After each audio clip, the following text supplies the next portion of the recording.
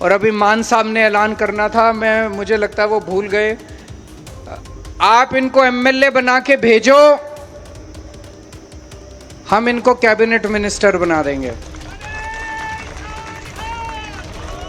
इनको बड़ी जिम्मेदारी देंगे।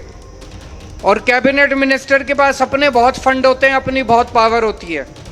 तो आपकी जितनी भी समस्याएं हैं, सबसे पहले मैं आज जिम्मेदारी देके जा रहा हूं। मेरे पास कुछ लोग आए थे आपके इलाके से मिलने के लिए, उन्होंने बताया कि पानी की निकासी की यहाँ पे बहुत ज़्यादा समस्या है, और वो गंदा पानी, जो पानी की पाइपलाइन है बताते हैं, वो गंदे पानी की वो 20 फुट नीचे है। तो उसको सब 2 महीने के अंदर ये समाधान कराएंगे, आपका निकासी भी करवाएंगे, और जो गंदा पानी पीने के पानी के साथ मिल के आ रहा है उसका भी समाधान करेंगे, और भी जितने आपके मसले हैं उनका समाधान करेंगे। 2 महीने पहले हमने ऐलान करा था कि लुधियाना वेस्ट से संजीव अरोड़ा चुनाव लड़ेंगे।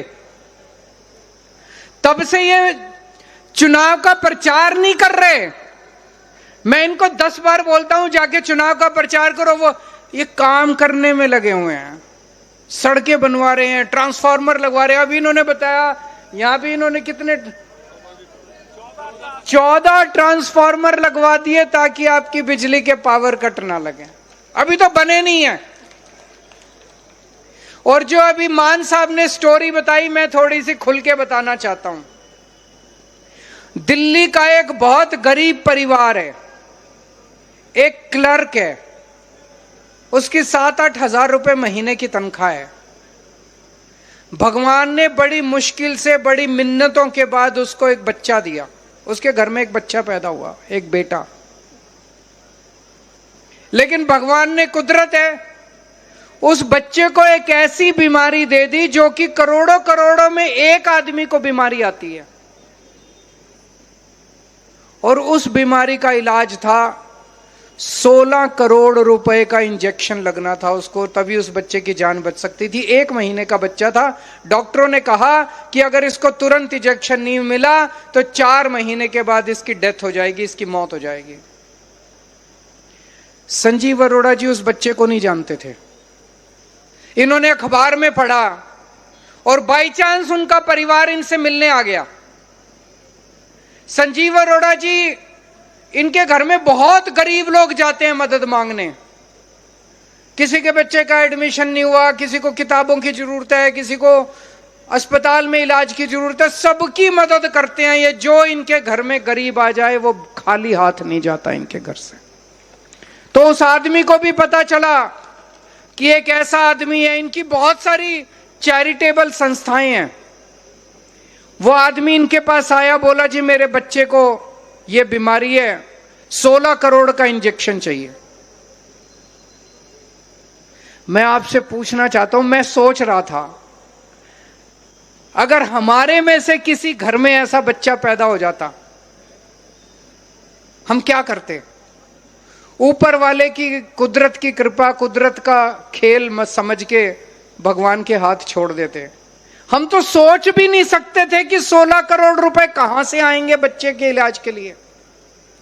एक अनजान आदमी इनके घर आता है, इनसे मदद मांगता है, और ये 16 करोड़ रुपए इकट्ठे करने के लिए घर से निकल पड़ते हैं।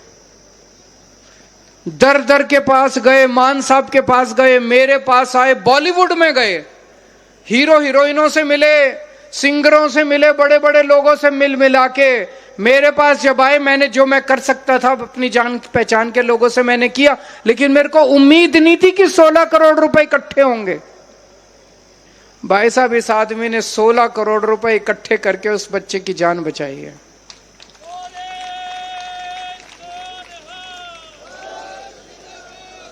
साधु आदमी है ये, नेता नहीं है, ये पॉलिटिशियन नहीं है, इसको पॉलिटिक्स करनी नहीं आती।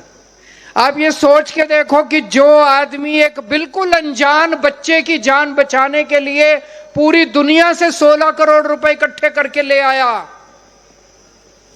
अगर आपने उसको अपना एमएलए बना दिया लुधियाना वेस्ट का, वो आपकी परिवार के लिए, आपके बच्चों के भविष्य के लिए क्या नहीं करेगा? कुछ भी करेगा। वो कुछ भी कर सकता है वो आप लोगों के लिए। एक तरफ ये है और दूसरी तरफ उनका मेरे को पता चला वो इतने अहंकारी हैं कि किसी से सीधे मुंह बात नहीं करते। कल भी बता रहे हैं सारे एसोसिएशन वालों को उन्होंने गाली दे दी, दलाल है सारे के सारे। इतने अहंकारी हैं, अपमान करते हैं, इंसल्ट करते हैं, गुस्सा करते हैं, अहंकार करते हैं, किसी से मिलते नहीं है, किसी का काम नहीं करते।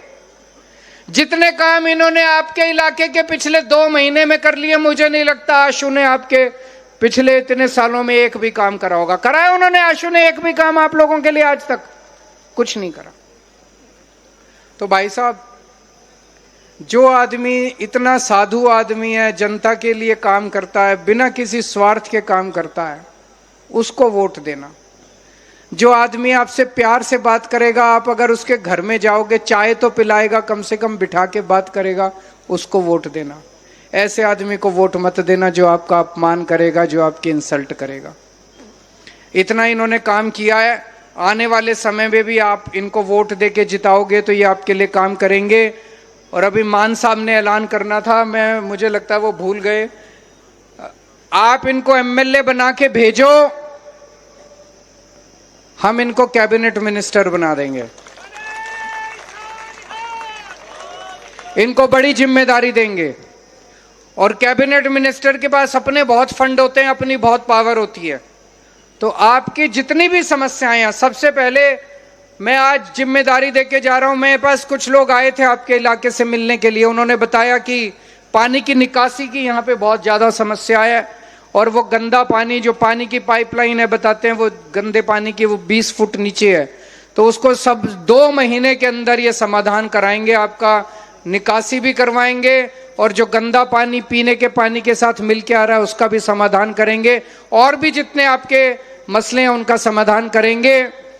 और आप सब लोग आज इतनी बड़ी संख्या में यहाँ पे हम लोगों से मिलने के लिए आए, बात करने के लिए आए, इतनी रात को इतनी देर तक बैठे हैं, आप सब लोगों का बहुत बहुत शुक्रिया। वाहिगुरु जी का खालसा, वाहिगुरु जी की